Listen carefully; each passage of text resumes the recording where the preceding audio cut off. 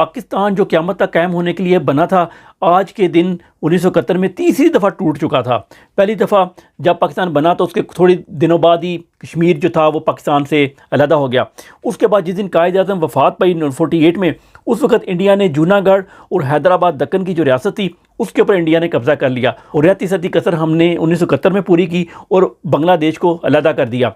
उसके बाद यही हमने बस नहीं की, उसके बाद सियाचिन भी गया, उसके बाद तिब्बत का इलाका था वो चाइना को तोहफे में दे दिया और उसके बाद नीचे की जो ग्वादर की बंदरगाह है वो हमने मस्कत वगैरह को तोहफे में दे दी, वो तो उन्होंने चलो वापस कर दी।